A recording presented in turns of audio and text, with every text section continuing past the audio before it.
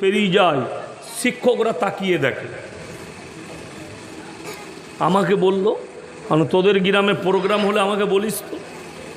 আমাকে বলে যে একদিন জুম্মায় গেছি, সেম আলু আছে। আমি বললাম একটা মলি সাহেব রাস্তা দিয়ে পেরিয়ে যাবে আর তোমার বউ পেট বার করে দাঁড়িয়ে থাকবে, আর যদি বলেন মলি সাহেবের চোখটা পড়লো কেন, তাহলে আমি ফেরে পড়ে গেলাম। কাজ হচ্ছে তোমার স্ত্রীকে ঢাকা, এটা ইসলাম।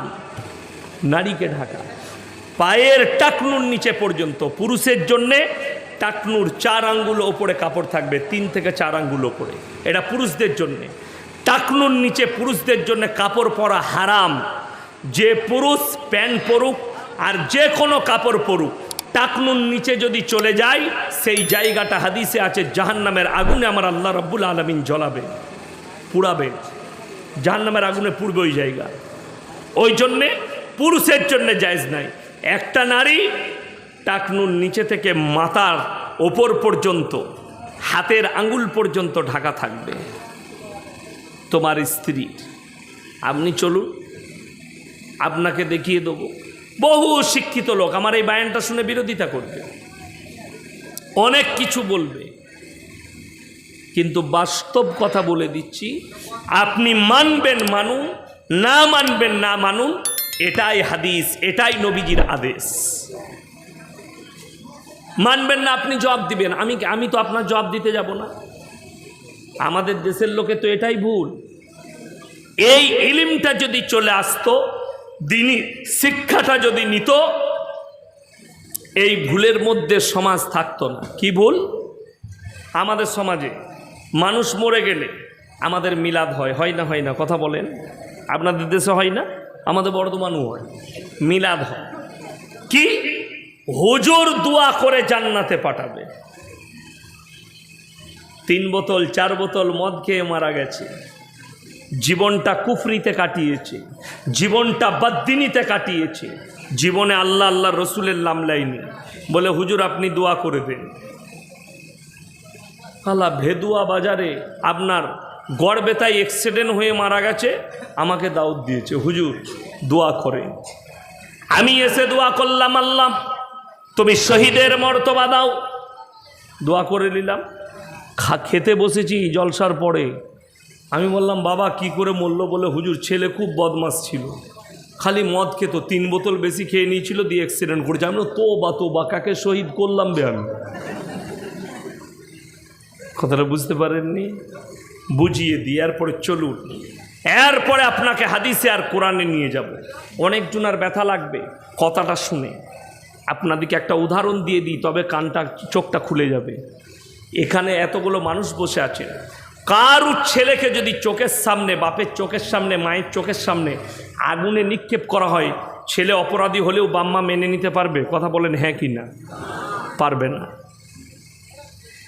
আজকে আপনার আমার কথাটা গায়ে লাগবে যে আমার ছেলে কুফরি করে মরেছে, আমার বাপ কুফরি করে মরেছে, আমার বাপ বদ্দিন হয়ে মরেছে, আমার বাপ হারাম রাস্তায় চলে মরেছে, আমার বাপ কুফরি করে মরেছে, মদের ভাটিতে মারা গেছে। হুজুর আপনি এরকম কথা বললে কি করে হবে? আপনারা তো হুজুর, আপনাদিকে তো ভালোবাসি, আপনি বর্ধমান থেকে এসছেন, আপনাকে দেশি মুরগি দিয়ে ভাত দিয়েছি, আপনাকে এই দিয়েছি, আপনাকে দোয়া করে আপনারা পারবেন না? চলুন এই ফুটো মৌলবি ছেড়ে দেন, একটু আগে চলুন। আপনাদিকে বলে দিই, ফুটো মৌলবি বাদ দিয়ে আগে চলুন। আল্লাহর হাবিব সাল্লাল্লাহু আলাইহি সাল্লাম, যিনি আল্লাহর প্রিয় হাবিব এবং রাহমাতুল্লিল আলামিন, আল্লাহ নবীর কাছে খবর এলো, ইয়া রাসূলুল্লাহ, ইয়া হাবিব আল্লাহ, আপনার চাচা যান মরণপর্ণ অবস্থায় শুয়ে আছে। বুখারী শরীফের রেওয়ায়েতে আছে, নবীজি গেলেন চাচা জানের বাড়িতে। চাচা মরণপর্ণ অবস্থায়, চাচা আমি আপনাকে অনুরোধ করছি, একবার খালি কলমাটা পড়ে নিন, মৃত্যুর আগে আমি আল্লাহর কাছে আপনার জন্য কেনে কেনে ক্ষমা চেয়ে নেব। নবীজির চাচা বললেন, আমি যদি বার্ধক্যে কলমা পড়ে ফেলি, লোকে কি বলবে? মৃত্যু ভয়ে কলমা পড়েছে, আমি কলমা পড়তে পারবো না। এ কথা বলার পরই আমার আল্লাহ আয়াত পাঠালেন নবীজির কাছে। জোরে বলুন না সুবহানাল্লাহ। কি আয়াত? ইন্নাকা লা তাহদি মান আহবাবতা ওয়ালাকিন্নাল্লাহা ইয়াহদি মান ইয়াশা। হে আমার বিশ্ব নবী, পৃথিবীর মানুষকে বলো হিদায়েতের দপ্তরটা একমাত্র আমার আল্লাহর হাতে। সকলে বলুন কার হাতে হিদায়েত? আল্লাহর হাতে। আমার ইচ্ছা নেই তাই তোমার চাচা কলমা পড়তে পারবে না। নবীজির চোখে পানি এলো। নবীজি চাচা যান মারা গেলেন। নবীজি আল্লাহকে কি বললেন? যখন চাচা যান মারা গেল আল্লাহকে বললেন, ওগো আল্লাহ, আপনি আমাকে যতদিন না নিষেধ করছেন আমি আপনার কাছে আমার চাচার জন্য কেঁদে কেঁদে ক্ষমা চাইব। আমার ভাইয়েরা, আমার মায়েরা, বোনেরা, আল্লাহর কসম, আল্লাহ কোরআনে নবীজিকে আদেশ দিলেন, মা কানা লিন নাবিয়্যি ওয়াল্লাযীনা আমানু আইয়াস্তাগফিরু লিল মুশরিকিন ওয়ালাউ কানু উলি কুরবা। আপনার চোখ দিয়ে পানি আসা দরকার।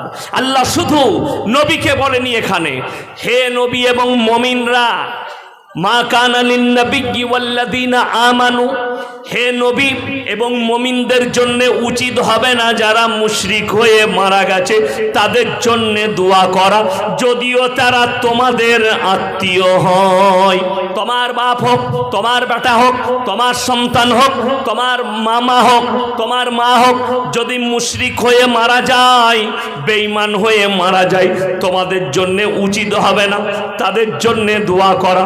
আল্লাহ নবীজিকে বলার পরে নবীজির চোখে পানি এলো, মা কানা লিন নাবিয়্যি ওয়াল্লাযীনা আমানু আইয়াস্তাগফিরু লিল মুশরিকিন।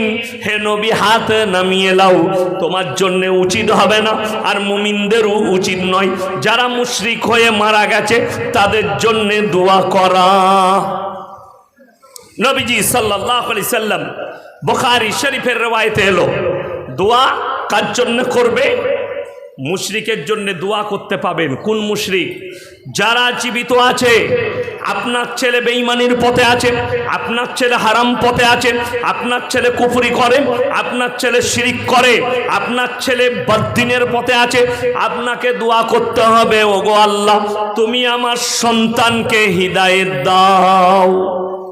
আমি দোয়া করি কার জন্য জানেন? সমস্ত বেঈমান কাফেরের লেগে। আল্লাহ তাদের তকদিরে ঈমান লেখা থাকলে ঈমান দাও, তা না হলে যারা ইসলামকে মিটাতে চায় তাদেরকে মিটিয়ে দাও। জোরে বলুন আল্লাহুম্মা আমিন। আপনি দোয়া করুন, যদি কোনো মুশরিক আপনার বন্ধু হয় তার লেগে দোয়া করুন, আল্লাহ তুমি একে হিদায়েত দাও, আল্লাহ তুমি একে হিদায়েত দাও। মুসলমানের অবস্থা শুনলে আপনার চোখ দিয়ে পানি আসবে, বড় কষ্ট লাগে। বিবির জন্যে, একটা নারীর জন্যে মানুষ নিজের আকীদা সব কিছু পরিবর্তন করে ফেলে। পয়সার জন্যে মানুষ আকীদা পরিবর্তন করে। আল্লাহর কসম, আল্লাহর নবী সাহাবীরা যে ঈমান এনেছে, ওই ঈমান আনা তো দূরের কথা, চুল পরিমাণ যেতে পারবেন না। তারা নিজের জায়গায় এতটা স্ট্যান্ড ছিল। হে নবী, তোমার সাহাবীদের জন্য শুনে লাও, রাদিয়াল্লাহু আনহুম ওয়া রাজওয়ান, তারা আমার ওপরে রাজি, আমি তাদের ওপরে রাজি। জোরে বলুন সুবহানাল্লাহ। কে বললেন? আল্লাহ বললেন। তাদের আখলাক চরিত্র দেখে, তাদের ব্যবহার দেখে